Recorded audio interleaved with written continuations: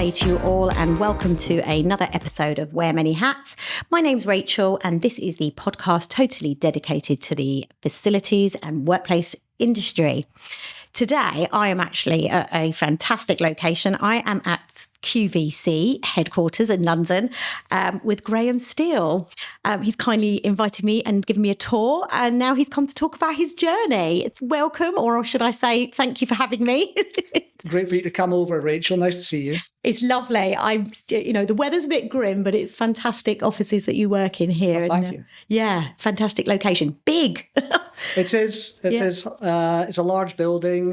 We've got lots of things we do in here, lots of people, lots of exciting things happen to broadcast to our customers. So I'm glad you were able to look at it. Yeah, I did. It's so good to see what I see on the telly, and there's so much behind the scenes, isn't there, that's going on. That it's insane. But thank you for having me here and for your hospitality. So this is all about you. So shall we rewind a bit and go right back to where it all started for you? Where did it all start for you, Graeme? So I think it would probably be best for me to go back to my first job, Rachel. And I took my first job as a decision to do something different, brave. I had a choice of doing a graduate engineer job in Scotland or in West Africa for a large construction company. Yeah. And ultimately, I thought that job in West Africa was going to give me the most opportunity. So I moved to a new country. I was, 21. I just turned 21 at the time. That is very brave. Straight out of university, well out of my comfort zone. And setting myself up for doing things outside of my comfort zone is generally something that's continued through my career. So I was originally on a project as a graduate engineer for the Embassy of Japan and the ambassadorial residence in Accra, the capital city of Ghana. Wow. I did some holiday cover work at a gold mine in the west of the country, and finished up there as an engineer on a 17-story building. Wow. An office building. So there was a huge amount of responsibility there. Certainly from the university point of view, you don't take much of that into your career. No. You're learning on the job. Yeah. And I was basically a sponge for 2 years. Yes. And but I think I realized I didn't want to be on one job there. You stay for potentially 2 to 3 years on a construction project, and decided that I needed to go and do something different. But I got significant exposure over there in terms of site management, how to build projects, but ultimately decided I should go back and to the UK and do a postgrad, a master's in project management to help me move on to a different part of my career. Yeah. So finishing that master's, I decided to go to London. So I'm from Scotland, as you can probably guess from my accent. So I came down to London and got a job as a program manager for an architectural practice in Camden. Okay. So a little bit different, but my rationale was multi-projects, doing something different, working in a design practice with very skillful people was going to be interesting for me. This was about setting up a multi-project planning cost and management system for this practice. Right. So it was very interesting, but ultimately I was there for a year because I just missed building things. It was sitting in an office all the time, and whilst it was building a software system for use within the company, it was not going to be what I wanted to do for the rest of my career. And I think for my first 2 jobs, it was about not so much learning what I wanted to do, it was more about what I didn't want to do. Yeah. So I then went to work for a construction management company called Wolf. I see that. You were there a while. Who then were ultimately bought by Capita, so the large UK or international consultancy. And I worked down the road from here in Brentford. Oh, right. And I joined as an assistant project manager, supporting the project manager. And it was for 152 waterside apartments, start of a redevelopment of Brentford, which is continuing to this day. Yeah. And crucially, I was there from the very start of the project. Which is what you enjoyed. Yeah. I think the thing that I've learned is you got to have end-to-end responsibility through a construction project, so that you're informing the start of the process, and you're taking the responsibility and learning what's gone right and what's gone wrong at the end. And I did procurement, contract drafting, package management, and it was learning where the gaps were. A lot of painful meetings in there, a lot of painful periods with vendors and the client, but ultimately learned a huge amount of about how I need to get better. Working on your skills as well in all areas, I guess. Yes, that's right. And construction management is a very specific procurement route. It's about collaboration, early package involvement, a lot of transparency, overlap of construction and design, thinking ahead, anticipating challenges. So it was a great learning exercise. I was then promoted to project manager at age 29. Wow. And it was the first time I had full project responsibility from start to finish. Wow. I got a team that was given to me, so you got to learn how to work with people that you're not selecting, which is an important skill set to get within the built environment. And this project was in Oxford Circus, just off of Oxford Circus. Busy. Very busy. It was a change in use from office to residential, putting a new floor on the top of the building. And all of this whilst businesses were operating below in the same building, as well as challenging how busy Oxford Circus, Oxford Street is all the time. You don't realise until you're there, it doesn't stop. It doesn't, no. So we had a great project team.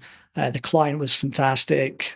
Client's project manager that was liaising with, the architects, the engineers, and I had a lot of independence there. My boss was delivering a trading floor in another project. So being my first project, I probably were exposed to a lot more than traditionally I may have been otherwise. Yeah.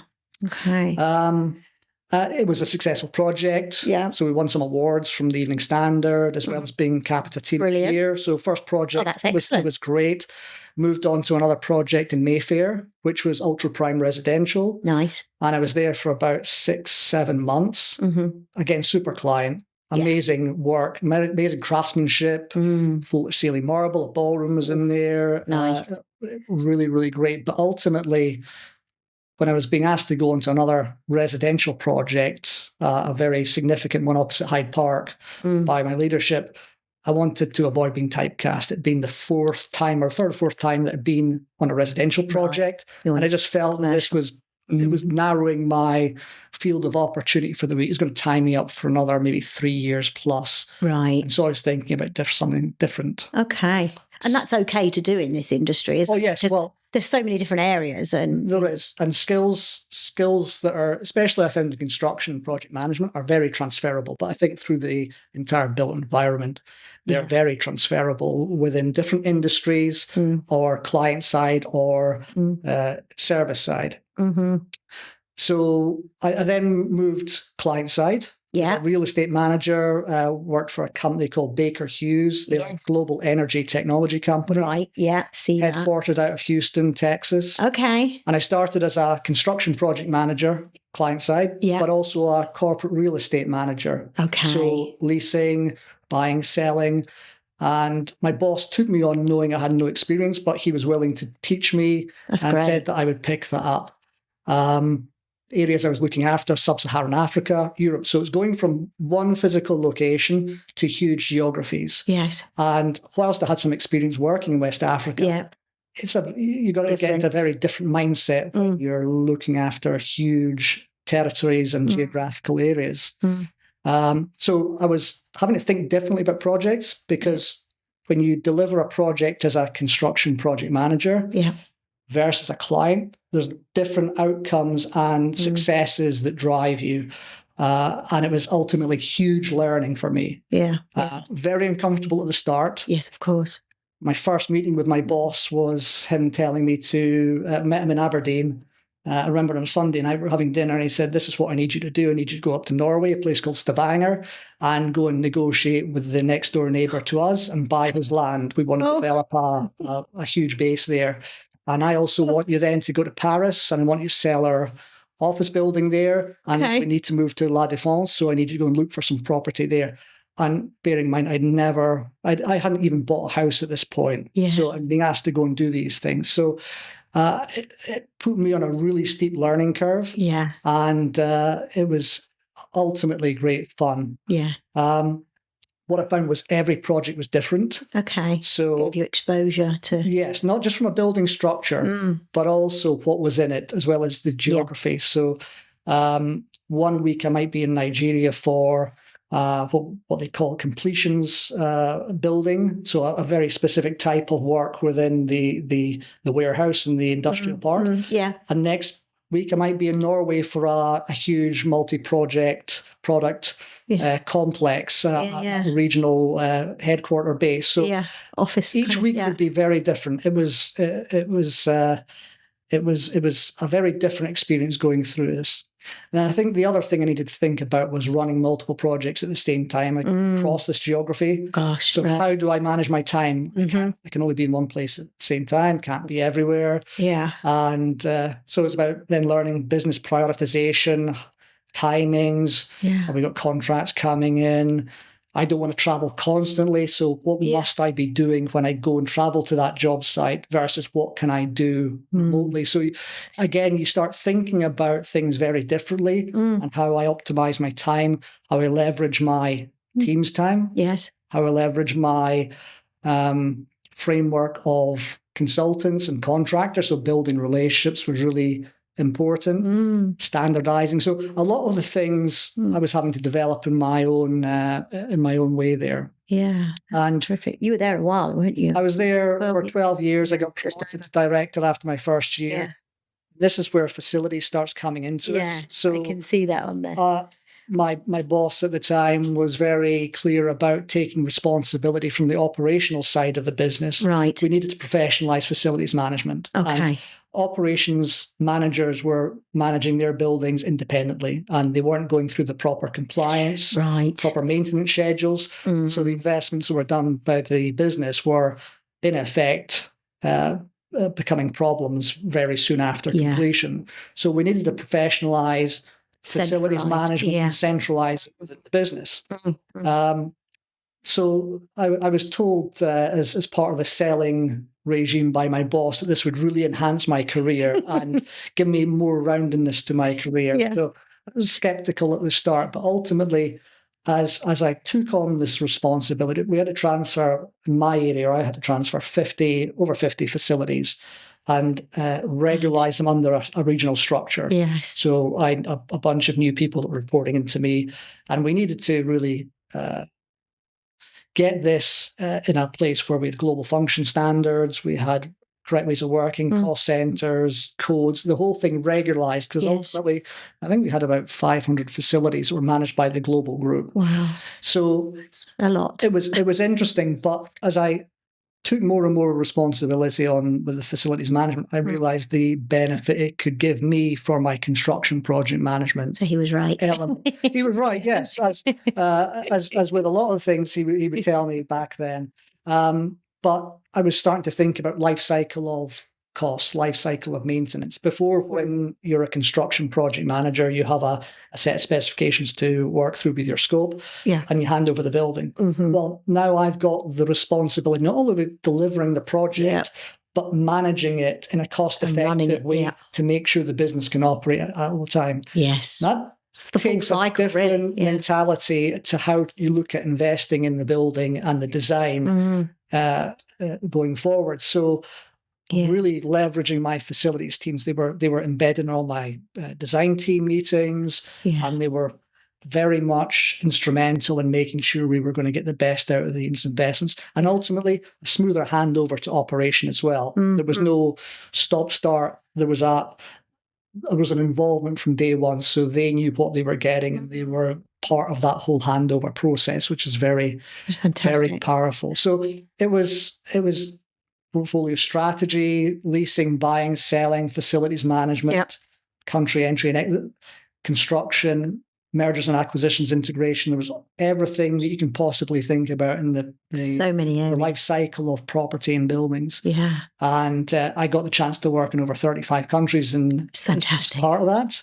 And as I said at the start, there were different types of buildings. So everything from electronics manufacturing, heavy lift buildings with 100-ton cranes, chemical storage, chemical laboratories, HQ offices, centres of excellence. There was a really widespread of different types of buildings. So quite literally every day, every week was doing something different. Gosh, it's a lot to take in. I mean, makes you pretty much an expert, really, in your field.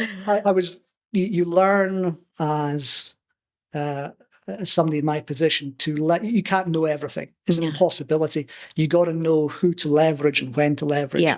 Where that specific resource and knowledge is within that product line, or within that designer.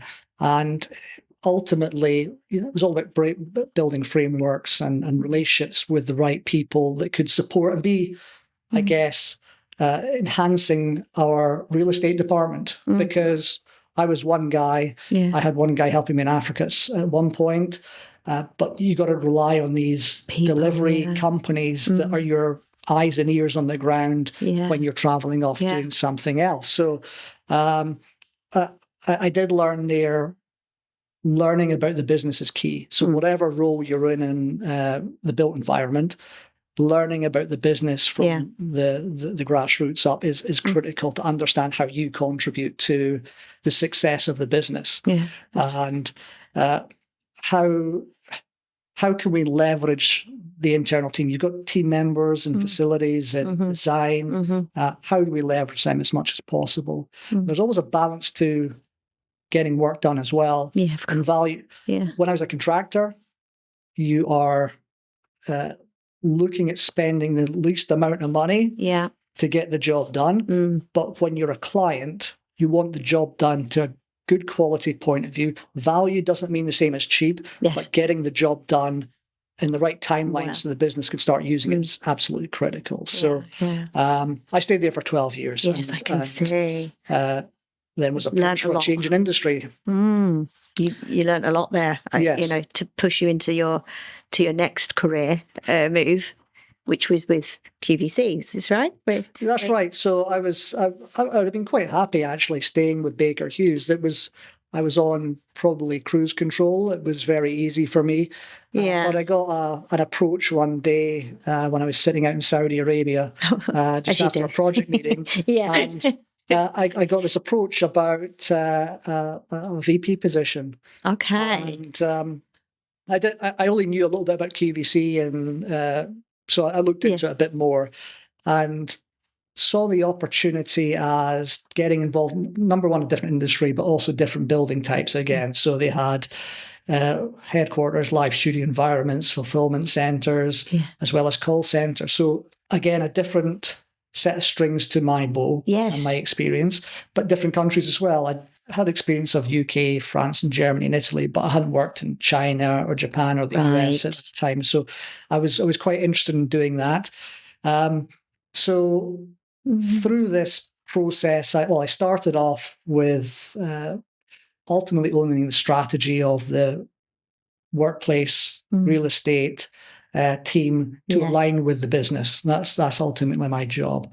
And over time, I've added other things like the global environmental sustainability team, and global security and global EHS and business continuity. So these functions are, again, functions that work across the business globally, and all very interesting. We've got very, very smart people that lead up these functions that support the business. So it's been a real change in environment to work in. You can see the type of building we've got here. You've walked around. It's still very cool walking the studios after 7 years here in that environment. So this is where I now have ended up, and quite frankly, all of these different career path changes have led me to here. And I certainly would not have expected to end up here when I was a fresh-faced graduate in September 97. And that's part of one of the questions. But when I introduced you onto the show, I didn't actually tell the audience what your title is. You are now Vice President of global corporate real estate and workplace. So that's what you are today. Yeah. Yes. Fantastic. And 7 years here as well, just over, I think it is. Just over 7 years. Yeah. That's right. Yes. It's fantastic. And you seem like you're very busy. You know this building extremely well. There's so much going on. I mean, it's a bit mind-blowing for somebody like me who just switches on QVC and just sees it there. But there's so much behind the scenes here going on. So much. So, did you always know that you were going to end up in property somehow? Did you know that this was going to be your career path at all? Did you have some idea? Or So yes, in property, because like a lot of children, I like playing with Lego. Love building stuff. Yeah. And so construction was the thing that I wanted to be involved in. But as my career's evolved, I've just taken on more responsibility, either been told to do it, as my boss at the time of the facilities told me to do and said it would be an enhancer, and he was right. And then there's other opportunities such as the sustainability element, which I had done some things previously in previous companies, and I've got an interest in that, and I put myself forward and wanted to do that. So a lot of these are complementary functions. So health and safety and security is very much when I was on site as a construction project manager. And so I've got a lot of practical experience that the really high quality technical people that look after this on a day-to-day basis are dealing with, but I can give my perspective on how an alternative view in some of the work that they do. Yeah, I mean, there's so much to property and so much. And, this is one of the things that some of our guests say is that, really research, about workplace property, estate agency, everything, because there are so many different areas to it. And this is why we try and get so many different guests on the show to give their it sounds like you've covered so much. And I guess we'll continue to as you evolve through your career. But so who or what sort of gave you that real push? I mean, I can tell that at Baker Hughes, that gentleman gave you a real push. But is there anyone else that you? Well, outside of my family, yes. Professionally, Ralph's the guy that Ralph was my boss in Baker, and consistently for 10 years. And having the same boss for 10 years was great. He employed me very quickly. Quick phone call in December 2006, and I was working with him a month later, and he gave me a huge amount of slack rope. I still see him today. We're meeting up as a global team, even though most of us either retired, moved on to different companies. Some guys still work for Baker Hughes. We're meeting each other in April in London.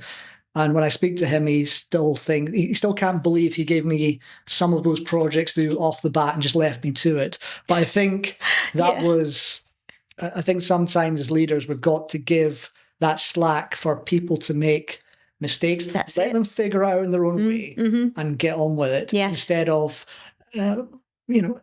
helping them at every stage. I think that can be a micromanaging. Yes. So he still feels a bit bad for that, but I told him, don't worry about it. I mean, I got to where I got to because of that. Absolutely. And I've got huge appreciation for what he did for me, the chances he gave me in how my career developed, and also the mentorship and coaching.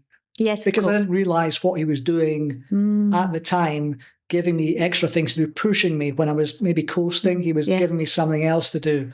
And when I was being asked as to what I wanted to do next in my career, it was very much unstructured career development, and him trying to figure out how to take me along. And ultimately, he was a tough but fair leader. He really... As an energy company, you've got tight deadlines. You have to deliver stuff because we have got serious contracts with serious energy organizations that need to be delivered. And so he was very, very conscious about that. And as I say, tough but fair leader. If we screwed up, he would not chastise us in public, but he would take us aside afterwards, explain what the situation was. He would always back us up, though he wouldn't. He wouldn't throw you under the bus. No, we don't want. No, that's a good leader then. Yes, and so I'm really happy that I got to spend a huge part of my career with him. And so much exposure. Absolutely. I guess it made you into where you are now. I guess that particular role, as well as the others that you worked on. But yeah, that's brilliant. So let's talk about what your day looks like today. What do you do in a day? What does it look like? This is where the wear many hats comes in, I think. Yes. And it's very varied, depends on the time of year. I have about, I do have 6 direct reports, and I've got about 150 team members within the global team. Wow. That work for the various functions. Yes. And ultimately, it's a bit of a mixture. And, if we were speaking before Christmas, then it was budget setting for the year. Last week, it was all about goal setting for the year as part of the global operations team. Yeah. But generally, it's just working with stakeholders, internal partners, senior leaders, just ensuring the strategy that we have as a function continues to support and align with the business. Yes. And my job is also to look multiple years out. It's to have that pathway for the function to not be coming up against blocks or barriers, so that the team members, my leaders, can get on with their day-to-day work. Yeah. I work with my leadership team, making sure that any major issues are supported. So, of all the days I know for West London, so anyone that's got a facility in West London today, the 21st of January, or construction site, there was a huge Thames water problem where the water was shut off, and caused the chaos for businesses and residents alike. Yes. And so we had incident management team this morning, first thing, so a multidisciplinary team, trying to getting a plan in place in the event that Thames Water didn't switch the water on. And so that was, I think, a good example today of what facility managers know they've got to deal with. You come into the office thinking that you're going to do a certain amount of work, and within a few minutes, it's out the window and you're having to deal with something else. So it's reactive and proactive all in one, isn't it? It is, and it's trusting the team. I've got an awesome team here that are great. My job's to support them and help them just get their jobs done to the best of their ability. So and everything's running smooth. That's right. Right. So lovely. And apart from the challenge, I mean, let's talk challenges. Well, yes, that was a big challenge. Yes. And it's still ongoing. I think you're not completely sure if it's over or when we came into the room here, then yes, I heard that the water had gone off again. But we're getting a water tanker in tonight. Oh, lovely. So you're already on it. So the team's already on this, and we will get something in there. But again, it's not a 9-to-5 job for the team on site. So but they do what's required to make sure the business continues operating and the building continues operating. But the things that are challenging me now is evolution of the business. So we are a traditionally we came from TV shopping. Yep. And then we went on to satellites and cable. We've been seeing over years that less people are consuming their TV in that way, and it's more iPads, tablets, phones. Correct, People are consuming different things in different ways. So the business has been evolving to get in front of our customer where our customer wants to be. So part of that is, over 20 years ago or 25 years ago or so, we did websites. We're now doing TikTok Shop. This is exciting. And, what we call social commerce. So there's a whole number of different things there. YouTube is starting to be consumed more on televisions. So you can get your QVC feed through YouTube. And it's making sure that we provide spaces to support the business, because they're very different from the studios you saw on the floor above to maybe what TikTok needs. It's brilliant, really, isn't it? How you guys have evolved over the years. And was it 40 years you've been? In the US was 40 years ago. Yes, so it's incredible. It's what, 30 years ago, I believe. I'll probably get that wrong, but somebody will tell me. No. But I think that's the interesting thing. It's not going to stop now. So if you think where we've come with digital media over the last, even let's say 10, 15 years ago, the ability to use your mobile phone, as we do live broadcasting from a host's kitchen somewhere else in the UK or around the world. That's how we can broadcast with high quality picture. So what is the evolution of this? And the question I need to be asking, how we support the business, how we work with the broadcast operations teams, and piecing it all together. Exactly. So that's interesting. And I think just another point, and this is a general point for anyone that's in the industry, it's that balance of cost control. Costs just go up everywhere, globally, year on year, and especially in the UK with the likes of the property rates, which are going up again now. So it's that drive to make sure we're spending the right amount of money, but at the same time, meeting compliance requirements. We're operating correctly and having a place for team members to come in and do their best work and enjoy themselves ultimately. Absolutely. It's just workplace is fantastic. That's how you bring it all together. We were saying earlier before the show that it's so expensive to get into work. Look, when you get to work, you want to feel almost like it's better than home, because we've got to pay a lot to get in, especially London. And facilities and real estate people would always want bigger budgets. Yes, of course. To spend bigger and better. Yes, but I think part of it, the workplace is important, but ultimately it's the leaders within the workplace that drive the performance of the team. So you could have the best looking quality office out there, but if the leaders aren't there working with the teams and driving them, absolutely, it's not going to get anything. Yeah. So where do you think the industry is heading? What excites you? Obviously we've got AI and ESG and all the tech that's out there. What is it that it sort of excites you? It doesn't even have to be that. So there's several things. I think we're still on the evolution post-COVID. Yeah. And for companies like ours, we're not pure office play. We have got traditional office space in here. We've got warehousing. We've got live studios. We've got outdoors people that work outdoors. We've got people that work with samples and big samples, like you saw some of the chairs and things, right down to the beauty and the apparel. So we've got a lot of different things that we're trying to juggle within an office. So how the hybrid and full-time in the office works is still an evolution. We're still not there. We're better than we were, but that will continue to evolve, not just for us, but I guess across the industry.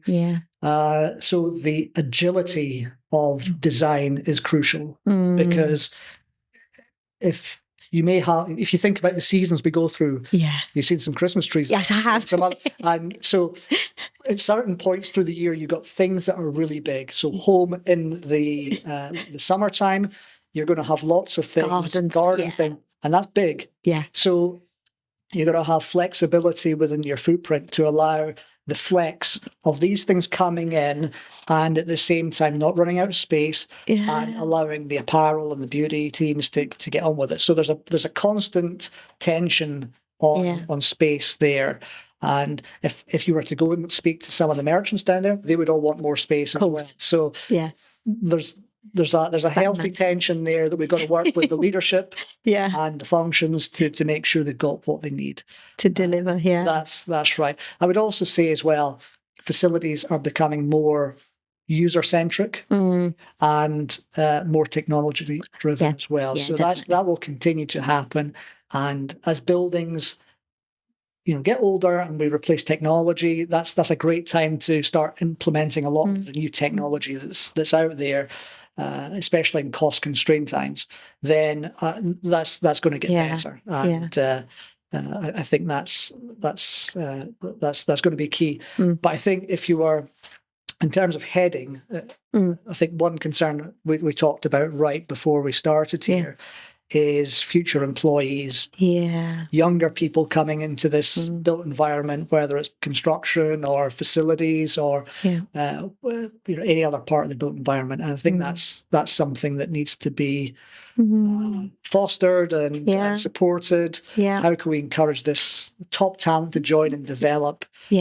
technical, so the people that really know the equipment, which is difficult. Yes. And also management in these areas as well. So I think that's something the industry's got to be wary about. And this is a good place to voice, the roles and what it takes, and hopefully our listeners that are younger coming into the industry, or even those that are in the industry and want to grow and develop, are listening to these messages. So Absolutely. That's why we've got to share it and get the word out on what you people do. It's a lot. Yes, there's some great careers here. Yes, and as I said earlier on, they are fully transferable between industries, and there's some really exciting businesses out there that do some really cool stuff. I'm very grateful to have met a lot of very passionate people, and interviewed you all, and it's exciting. This I mean, I'm 25 years recruitment. It does definitely not as exciting as this. Yes. If I'd known, I would have got into this. It's never too late. Yeah, well, gosh, I don't know. But it does sound so exciting, what you do on a day-to-day, especially if you like juggling lots of things, different things at the same time, lots of challenges, this is definitely the role for you. I think you're going to be quite thick-skinned. That's the impression I'm getting. Yeah. But great at communicating as well. And like you say, and a lot of other people say, you've got to put yourself in positions where you're slightly uncomfortable, just to grow and develop, and also to find out what you like and what you enjoy out of the role. It's terrific. There's so much. So AI, that's a big thing at the moment. Is this a friend or foe in your world? So I think firstly, we need to be clear. We need, in the industry, physical people. That's what you were saying. That's never going to, we need technical people. Definitely. So as far as future risk, I don't see AI being a risk for people that are looking to start a career in the built environment, facilities, construction, whatever it may be. So that's something I would encourage people to recognize. I think it's going to be a friend if understood and approached correctly. Yeah. The ability for AI to deal with huge amounts of data is critical. And within buildings, there's a huge amount of data. And it's how we make sense of that data to create information to make decisions on, or recommendations for the business to make decisions upon. So there's a huge amount of time that's taken up, an administrative burden when you're having to process information manually. So the ability for AI to get some of this in place and to do the heavy lifting is great. Releasing the teams to be more customer facing, thinking ahead, not being always in the back foot.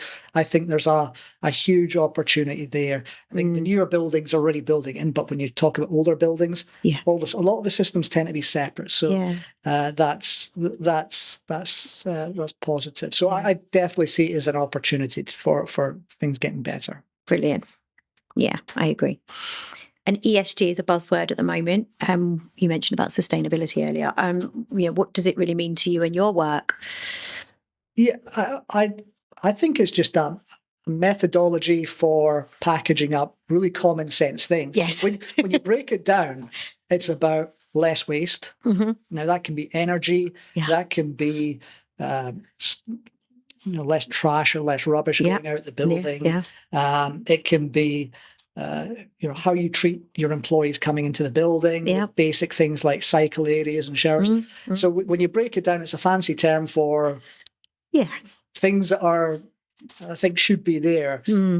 So I'm 100% on top of that and encourage it. It's got to work for the business, got to wait for the team members. So there's a risk of investing in something and not being used by the teams itself. If not managed properly. So it's got to add value, but at the same time shouldn't be looked at as a cost. No, I think there's a way for the business to see value, for the team members to see value. Yeah, and you have a sustainability team here, do you? Yes, I've got 4 people globally that work for me. Okay, and one in the US and 3 in the UK here. I mean, we've been doing our scope 1 and 2, which is what we use and burn within our facilities. We've got an external or public-facing goal that we're working on. Really well progressed on that. We've got all of our global systems in our buildings all connected, all metering. So my tech up in Liverpool can go online and look at in real time at how our buildings are performing. That's and brilliant. Can be flagging up where we're going well and where we're going, interacting with the facility managers, why. So they all help each other. We've got skill sets. I'm always keen to leverage skill sets globally. And the teams globally love working with facility teams in other countries as well. Because new ideas. Absolutely. And different ways of working, I guess. They may be different countries, but ultimately they've all got similar problems they want to solve.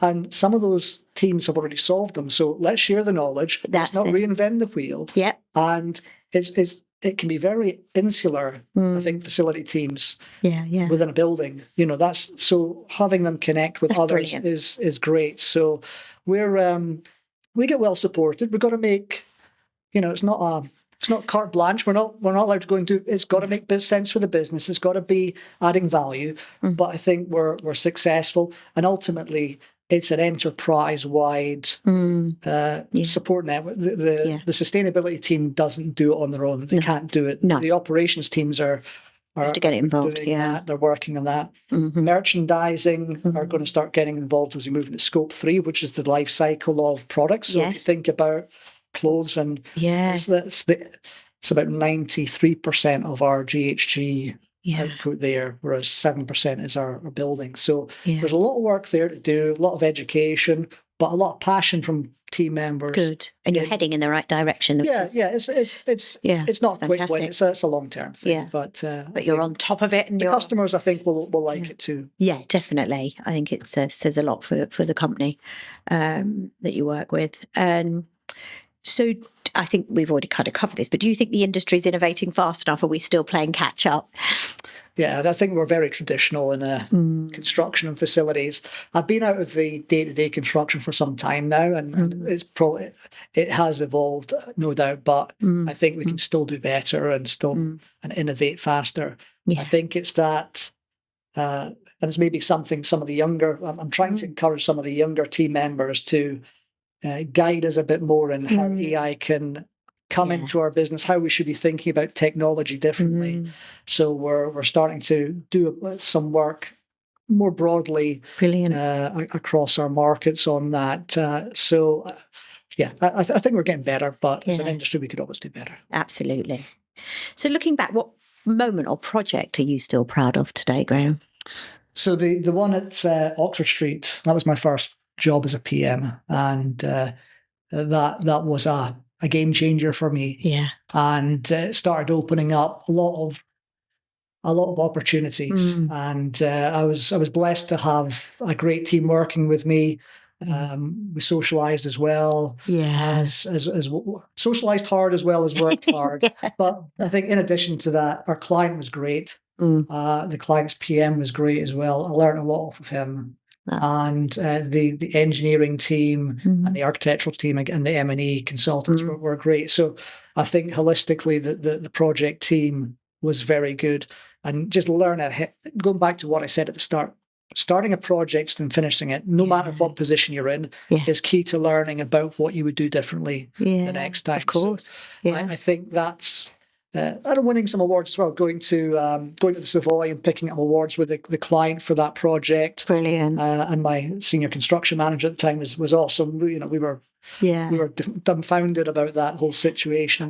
The Capita Team of the Year award as well. That's fantastic. But I think latterly, it's about functional leadership now. It's about team leadership. It's about development of individuals, and so it's not about a physical project anymore.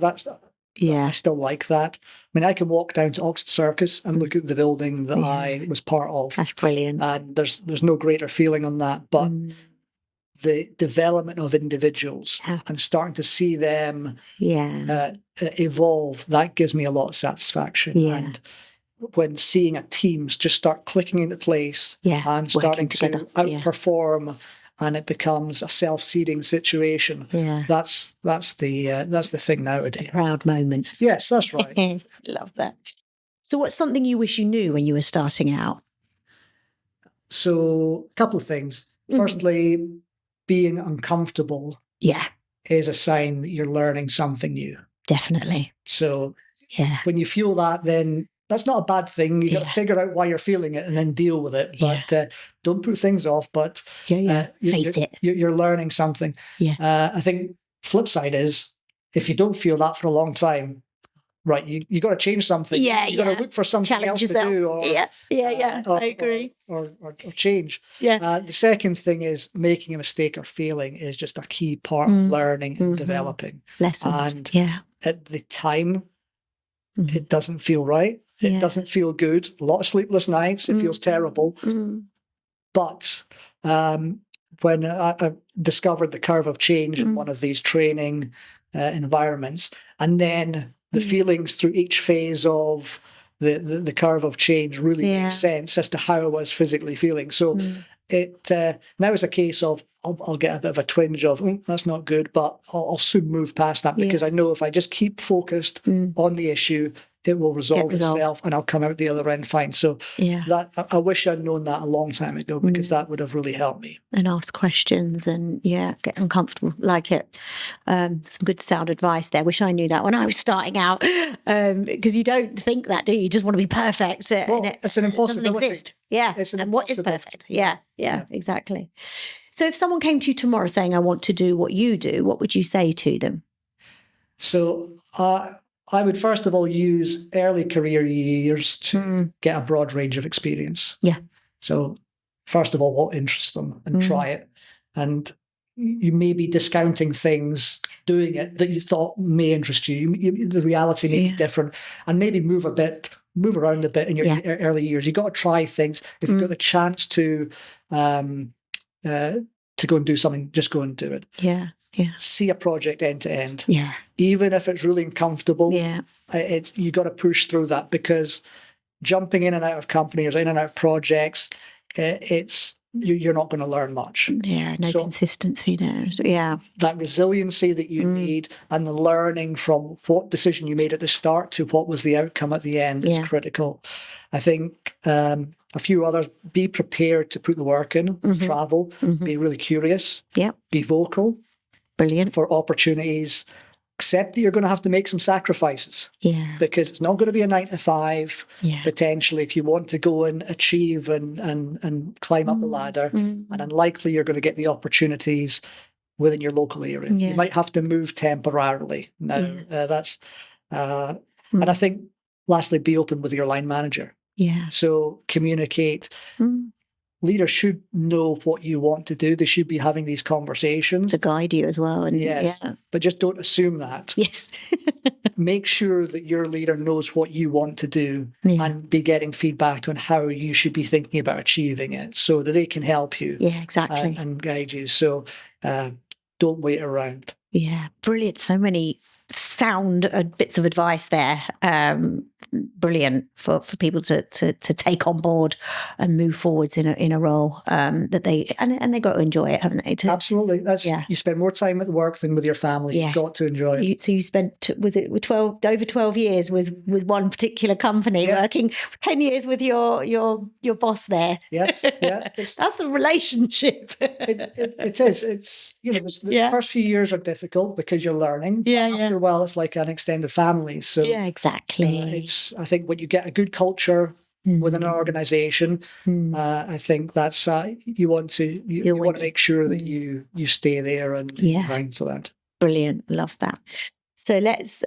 We've all just spoke about work. That's all we've really spoke about. Let's switch off of work. And what do you do outside the day job when you have a moment? Well, family time is a big one, and of course, especially weekends. So it's important to catch up together. I like walking my dog, so I've got a working Cocker Spaniel. Lovely. And she loves being out and about, so we go out on Saturday and Sundays for long walks. She likes going into really muddy areas. Just now is not a great time for her. She loves it. She loves it, yes, but the dirt in the house gets pretty tremendous, and the shower becomes a bit overused with her. But I bet. That's great. That's a good way to relax and switch off. And then exercising. I'm a reluctant runner. I'm not very good. Wow. And I go to the gym Yeah. I would say a reluctant gym attendee. I've got to get back into it after I am switching off a little bit over Christmas. So it's difficult when it's this dark, though. It's horrible, isn't it? Because you do feel like hibernating, don't you, at this time of year? But before you know it, it's getting lighter already. What we know. It is, yes. 5 o'clock, almost 5, and it's dark. It's grim. In the next month, hopefully, it's going to get a bit more real. Yeah. Before you know it. Oh, that's lovely. So, last one. What's the best bit of advice you've ever been given? Okay, 2 that I use and I tell my team. Yeah. And they recite it to me verbatim. They know when it will come up. One is, if it isn't written down, it doesn't exist. Oh. So we have so many conversations, important conversations, and it's at those times where you need to make sure something's documented, whether it's a construction project, whether it's the outcome of a meeting, actions, whatever it is, because it's with everything that goes on, people just forget stuff. Yeah. So document it, and then you'll be in a good position. And the second one was an ex-chief financial officer of the company who told me this when I was reporting him temporarily. Mm-hmm. He said he gave me a bit of advice, which was, don't tell me no, give me various degrees of yes. And that's right. That's brilliant. It's a sort of trying to be proactive and understanding that there might be an intermediate step to where somebody wants to get to, but I need to give them more information in order for them to understand some of the challenges that I've got. And so again, I give that to my team. You say no, you become a blocker, and the business stakeholder may have an ability to work with your alternatives and move forward. So have some other solutions. Have some other solutions. Don't say no. It's like, what else could we do? What else could we do? Here's some options that we need to understand a bit more what you're trying to achieve. This is what we can do for you. Are any of these things something that we can pursue? So I think it's protecting you as a manager or as an individual within your organization to make sure you're not promising something that you're just trying to, I guess, give them what they want, even if it's not unachievable. And it's giving the business leader a realistic solution that they know can be delivered to them. So, Terrific. Lots of advice in there. So many snippets of information, even for me. always be learning, isn't it? I think, every day is a school day. That's it. It is. It's amazing that if I speak to guys and girls at the end of their career, they're still learning. The industry that we're in is so wide, so diverse. Evolving. And there's new technology, there's new things coming out all the time that we're always going to learn. We should never say we've done it all and we know all. Absolutely. Thank you so much, Graeme. It's been a pleasure to be here in your head office in QVC, but to hear your journey and so many great bits of advice there for anyone that's wanting to get into the industry. So long may people will want to contact you on LinkedIn. Is that okay? Yeah, I'm on LinkedIn, so if somebody wants to reach out, that's fine. Brilliant. So, and hopefully some people have found this useful. I certainly didn't have this when I was starting off in my career. No. And I think it's very useful to get this range of different professionals that you've been interviewing to get their stories and how they've achieved it, because there's not one way to evolve and grow in this business. So many different areas, but you've covered many. So that's I appreciate your time. Thank you. You're welcome. And that's the end of today's episode of Wear Many Hats. Please do forward, like, share, and send on to friends and family Graeme's story today, so we can get more people into the industry. Until next time, take care.